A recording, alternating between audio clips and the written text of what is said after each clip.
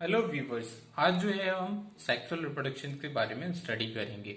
इससे पहले हमने रिप्रोडक्शंस के बारे में देखा कि रिप्रोडक्शन जो है वो टू टाइप्स के होते हैं, ए sexual reproduction and sexual reproduction. हमने ए सेक्सुअल रिप्रोडक्शन में देखा कि एक सिंगल पेरेंट्स इन्वॉल्व होते हैं, जबकि सेक्सुअल रिप्रोडक्शन में दो पेरेंट्स इन्वॉल्व होते हैं। बेसिकली एसेक्सुअल रिप्रोडक्शंस में गैमेट्स का फॉर्मेशन नहीं होता, और गैमेट्स का फॉर्मेशन नहीं होता तो फ्यूजन कहाँ से होगा। उसके बाद हमने देखा माइटोटिक डिवीजन के बारे में कि किस तरह से माइटोटिक डिवीजन होता है, और हमने ये भी देखा कि एसेक्सुअल रिप्रोडक्शन में जो ऑफस्प्रिंग बनते हैं वो morphological identicals and genetically identical होते हैं, एक्सैक्ट कॉपी होते हैं अपने पेरेंट्स के। और वैसे हमने ऑर्गन्स को, ऑफस्प्रिंग को हमने क्लोन बोला। उसके बाद हमने ये कहा था कि ये जो एसेक्सुअल रिप्रोडक्शन है वो सिंगल सेल ऑर्गेनिज्म के अंदर टेक प्लेस होता है, और सिंपल ऐसे ऑर्गेनिज्म जिनका ऑर्गेनाइजेशन कैसा हो, सिंपल हो। तो हमने ये देखा। उसके बाद हमने स्टडी किया था एसेक्सुअल रिप्रोडक्शन के टाइप्स। हमने देखा कि एसेक्सुअल रिप्रोडक्शन जो है उसके मेनली 5 टाइप्स, इसके बारे में हमने स्टडी किया। पहला जो था उसमें हमने फिजन के बारे में स्टडी किया और कहा कि फिजन जो होते हैं वो भी 2 टाइप्स के होते हैं। पहला जो है वो बाइनरी फिजन और दूसरा multiple fission. Binary fission basically irregular division हो सकता है, लॉन्गिट्यूडनल डिवीजन हो सकता है, ट्रांसवर्स डिवीजन हो सकता है, और वेरियस इसके एग्जांपल्स हमने देखे। उसी तरह से मल्टीपल फिजन अमीबा और प्लाज्मोडियम में आपने स्टडी किया लास्ट लेक्चर में। उसके बाद आपने बडिंग के बारे में स्टडी किया। बडिंग जो है वो एक्सोजिनस और एंडोजिनस बडिंग्स होते हैं। उसके बाद आपने फ्रेगमेंटेशन, प्लाज्मोटोमी, स्पोरुलेशन के बारे में स्टडी किया। उसके बाद आपने एसेक्सुअल रिप्रोडक्शन इन प्लांट्स के बारे में स्टडी किया था, और आपने देखा कि एसेक्सुअल रिप्रोडक्शन इन प्लांट जो होता है उसके अंदर भी 2 types. First one is apomixis, दूसरा आपने स्टडी किया वेजिटेटिव प्रोपगेशन के बारे में। वेजिटेटिव प्रोपगेशन में भी आपने देखा कि वेजिटेटिव प्रोपगेशन भी 2 तरीके से होता है। एक है नेचुरल वेजिटेटिव प्रोपगेशन और दूसरा आर्टिफिशियल वेजिटेटिव प्रोपगेशन। तो आज हम जो है वो सेक्सुअल रिप्रोडक्शन के बारे में डिटेल में स्टडी करने वाले हैं। सेक्सुअल रिप्रोडक्शन बेसिकली ये हायर ऑर्गेनिज्म के अंदर टेक प्लेस होता है, और जितने भी हायर ऑर्गेनिज्म जैसे कि हायर प्लांट्स हो गए, हायर एनिमल्स हो गए, उनके अंदर सेक्सुअल रिप्रोडक्शन देखने को मिलता है। हमने पिछले लेक्चर्स में सेक्सुअल रिप्रोडक्शन के कैरेक्टरिस्टिक्स के बारे में स्टडी किया था कि हमने पहला ये कहा था कि इस सेक्सुअल रिप्रोडक्शन के अंदर 2 पेरेंट्स जो होते हैं, 2 पेरेंट्स इन्वॉल्व होते हैं। पहला ये कहा था। दूसरे में ये कहा था कि इसके अंदर formation and fusion of gametes होगा। गैमेट्स के फॉर्मेशन होगा, उसके बाद फॉर्मेशन के बाद गैमेट फ्यूज करेंगे। तीसरा इसके अंदर mitotic and meiosis take place होगा सेक्सुअल रिप्रोडक्शन के अंदर। 14 हमने कहा था कि इसके अंदर जेनेटिक रिकॉम्बिनेशन टेक प्लेस होगा सेक्सुअल रिप्रोडक्शन के अंदर। Sexual reproduction involve formation of male and female gametes. ये तो कंपलसरी है कि सेक्सुअल रिप्रोडक्शन के अंदर मेल एंड फीमेल गैमेट्स का फॉर्मेशन होगा। अब डिपेंड करेगा कि मेल एंड फीमेल गैमेट एक ही ऑर्गेन्स के ऊपर बन रहा है, एक ही ऑर्गेनिज्म उसको बना रहा है, या फिर 2 अलग अलग organism mail and female gametes को बना रहे हैं। अगर एक ही ऑर्गेनिज्म मतलब कि सेम इंडिविजुअल उसको बना रहा है, मतलब एक ही ऑर्गेनिज्म जो है वो मेल भी गैमेट्स बना रहा है, दूसरा फीमेल गैमेट्स भी बना रहा है, वैसे ऑर्गेनिज्म को हम हर्माफ्रोडाइट्स बोलते हैं। बेसिकली हर्माफ्रोडाइट्स जैसे कि आप स्क्रीन के ऊपर देख रहे हैं कि अर्थवर्म के केस में हमें मिलता है, स्नेल्स हुआ जो हर्माफ्रोडाइट्स है। उसके बाद डिफरेंट इंडिविजुअल्स जो है अपोजिट सेक्सेस के बनाएंगे, उनको हम यूनिसेक्सुअल्स बोलते हैं।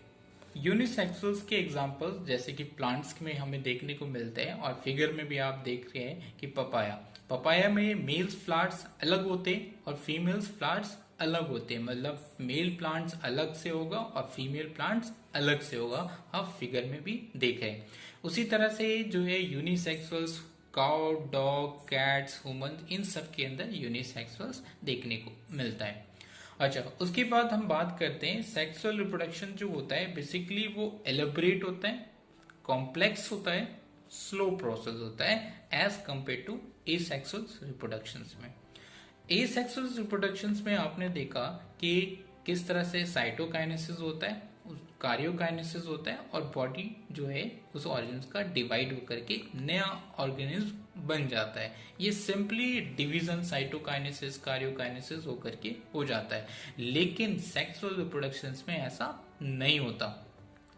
सेक्सुअल रिप्रोडक्शंस में गैमेट्स का फॉर्मेशन होता है, गैमेट्स अलग अलग इंडिविजुअल्स बनाते हैं और उसके बाद उस गैमेट का फ्यूजन होता है, फ्यूजन के बाद जाइगोट का फॉर्मेशन होगा, जाइगोट के बाद एम्ब्रियो और एम्ब्रियो के बाद फिर ऑर्गेनोजेनेसिस होगा और organs different different organs forms होगा और उसके बाद पूरी बॉडी तैयार हो जाएगी।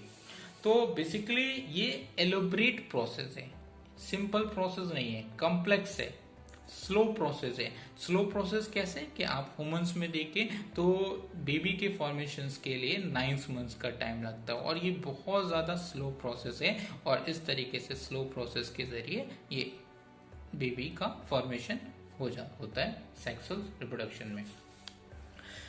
एक चीज कंफर्म है कि सेक्सुअल रिप्रोडक्शन में basically fusion of male and female gametes का फ्यूजन होना कंपलसरी है और इस फ्यूजन की वजह से जेनेटिक रिकॉम्बिनेशंस हमें देखने को मिलता है। जेनेटिक रिकॉम्बिनेशंस आता कैसे, तो आप आगे क्लास 12 में ही जेनेटिक्स चैप्टर के अंदर आप स्टडी करेंगे कि किस तरह से जेनेटिक रिकॉम्बिनेशन, किस तरह से क्रॉसिंग ओवर होता है और भी बहुत सारी चीजें जो कि आप जेनेटिक चैप्टर के अंदर स्टडी करते हैं। तो मेल एंड फीमेल गैमेट जो होता है वो फ्यूज करता है और उस फ्यूजन की वजह से वेरिएशन आता है और जो हमने देखा कि ऑफस्प्रिंग होता है वो अपने पेरेंट से डिफरेंट होता है। ऑफस्प्रिंग जो है वो अपने पेरेंट से डिफरेंट देखने में होता है, उसको वेरिएशंस बोलते हैं। जबकि एसेक्सुअल रिप्रोडक्शंस के केस में क्या था कि जो ऑफस्प्रिंग था वो मॉर्फोलॉजिकली एंड जेनेटिकली आइडेंटिकल्स था, जबकि यहाँ सेक्सुअल रिप्रोडक्शंस में ऐसा नहीं होता, वेरिएशन देखने को मिलता है। सेक्सुअल रिप्रोडक्शंस में हमने देखा कि बेसिकली सेक्सुअल रिप्रोडक्शन जो है वो elaborate, complex and slow process होता है। उसके बाद हमने ये भी देखा कि मेल एंड फीमेल गैमेट्स जो होते हैं वो फ्यूज करते हैं और फ्यूजन के बाद वेरिएशंस आते हैं, ठीक। तो सेक्सुअल रिप्रोडक्शंस कॉम्प्लेक्स होते हैं as compare to asexual reproduction से। सेक्सुअल रिप्रोडक्शंस को हम डिटेल में स्टडी करते हैं क्लास 12 में ही चैप्टर ह्यूमन रिप्रोडक्शंस के अंदर एनिमल के केस में, एंड प्लांट्स के केस में हम sexual reproduction in flowering plant, ये भी 12th का ही चैप्टर है, इसके अंदर हम प्लांट्स के बारे में स्टडी करते हैं। उसके बाद इससे पहले वाले लेक्चर्स में मैंने बताया कि लाइफ स्पेन को अलग अलग फेज में डिवाइड किया गया है। तो हमने देखा कि किस तरह से बर्थ फेज आता है, उसके बाद जुवेनाइल फेज है, रिप्रोडक्टिव फेज है, सेनेसेंट फेज है, उसके बाद नेचुरल डेथ हो जाती है उस ऑर्गेन्स की। तो लाइफ स्पेन एक और बार डिवाइड करता हूं, बेसिकली लाइफ स्पेन जो होता है उस ऑर्गेन्स के बर्थ से लेकर के उसके नेचुरल डेथ तक का जो टाइम इंटरवल होता है उसको हम क्या बोलते हैं, लाइफ स्पेन बोलते हैं। लाइफ स्पेन के अंदर बर्थ आता है, जुवेनाइल फेज होता है, रिप्रोडक्टिव फेज होता है, सेनेसेंट या फिर एजिंग आता है। Senescent in case of plants में आता है, ageing in case of animals में बोलते हैं। उसके बाद उस ऑर्गेन्स की नेचुरल डेथ हो जाती है। Juvenile phase and vegetative phase के बारे में देखते हैं। जुवेनाइल फेज बेसिकली एनिमल्स के केस में कहा जाता है और वेजिटेटिव फेज बेसिकली प्लांट के केस में बोला जाता है, ठीक। उसके बाद ये होता क्या है, तो it is a period of growth in an individual organism after it birth and before it reaches reproductive maturity. किसी भी ऑर्गेनिज्म का बर्थ हो चुका, बर्थ से लेकर के रिप्रोडक्टिव मेच्योरिटी अटेंड करने से पहले तक का जो टाइम इंटरवल होगा उसको हम जुवेनाइल फेज या वेजिटेटिव फेज बोलेंगे।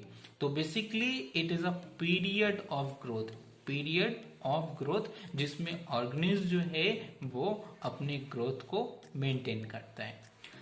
तो बेसिकली इस जुवेनाइल फेज में या फिर वेजिटेटिव फेज में मॉर्फोलॉजिकल एंड फिजियोलॉजिकल चेंजेस आते हैं। सपोज दैट बेबी है, बेबी का ग्रोथ होना शुरू हो जाएगा, ग्रोथ होगा और रिप्रोडक्टिव मेच्योरिटी से पहले पहले उसकी बॉडी में बहुत सारे चेंजेस आएंगे, मॉर्फोलॉजिकली भी और फिजियोलॉजिकली भी। मॉर्फोलॉजिकली बेसिकली उसके अपीयरेंस में, उसके बॉडी का शेप, उसके बॉडी का साइज, ये सारे के सारे चेंजेस आना शुरू हो जाएगा। उसके बाद फिजियोलॉजिकल चेंजेस, उसके मेटाबॉलिक रेट्स, उसके फिजियोलॉजिकल हार्मोनल फंक्शन, ये सारे के सारे फिजियोलॉजिकल चेंजेस आएंगे। उसके बाद आता है रिप्रोडक्टिव फेज। ठीक, तो रिप्रोडक्टिव फेज बेसिकली जैसे ही जुवेनाइल फेज एंड होगा उसके बाद रिप्रोडक्टिव फेज एंटर कर जाएगा। रिप्रोडक्टिव फेज कब हमें पता लगेगा कि ह्यूमंस के केस में रिप्रोडक्टिव फेज आ चुका है? तो बेसिकली जब जो है ह्यूमन के केस में प्यूबर्टी एज अटेन होता है तो ये समझ लेना चाहिए कि उसका रिप्रोडक्टिव फेज स्टार्ट हो गया है। प्यूबर्टी एज में बेसिकली बहुत सारे बॉडी के अंदर चेंजेस आते हैं, हार्मोनल चेंजेस आते हैं, फेशियल हेयर आना शुरू हो जाता है और बॉडी जो शेप होता है चेंज हो जाता है। ठीक, हाइट की ग्रोथ हो जाती है और भी डिटेल में हम इन सब की डिटेल में हम ह्यूमन रिप्रोडक्शन में स्टडी करेंगे। तो बेसिकली ये रिप्रोडक्टिव फेज जो है it is a period when an individual organism reproduce sexually, मतलब कि ऐसा पीरियड है जिसमें ऑर्गेनिज्म जो है वो सेक्सुअली रिप्रोड्यूस करना शुरू कर देता है। ठीक, तो मेल के केस में रिप्रोडक्टिव फेज जो है वो अंटिल डेथ तक जाता है और फीमेल के केस में after at the age of 50 year ये खत्म हो जाता है। रिप्रोडक्टिव फेज के बाद सेनेसेंट फेज आता है। बेसिकली हमने रिप्रोडक्टिव फेज में देखा कि उस फेज के अंदर ऑर्गेनिज्म जो है वो रिप्रोडक्शन के लिए पूरी तरीके से रेडी हो चुका है। ह्यूमंस के केस में रिप्रोडक्टिव फेज जो है वो प्यूबर्टी से स्टार्ट हो जाता है और उसके बाद फिर इन केस ऑफ मेल के केस में अप टू एंड डेथ जाता है और फीमेल के केस में अप टू एंड 50 ईयर तक होता है। उसके बाद जो है वो सेनेसेंट फेज आता है और सेनेसेंट फेज में बेसिकली एजिंग स्टार्ट हो जाता है। Senescence in case of plants बोलते हैं, ageing in case of animals बोलते हैं। तो it is a period when an organism grow old and loses the ability to reproduce. अब रिप्रोड्यूस करने की जो एबिलिटी है उस ऑर्गेनिज्म की वो लॉस हो चुकी है, अब वो ऑर्गेनिज्म ओल्ड हो चुका है। अब वो उस ऑर्गेनिज्म के अंदर metabolic rate and other functions जो है हार्मोनल चेंजेस, बहुत सारे चेंजेस आते हैं और फाइनली उस ऑर्गेनिज्म की डेथ हो जाती है। हमने अब जो है हम वेजिटेटिव फेज के बारे में देखेंगे कि इन प्लांट्स के अंदर वेजिटेटिव फेज का टाइम इंटरवल कितना होता है। Vegetative phase in marigold, rice, wheat, coconuts, mango plants के अंदर दिखेंगे।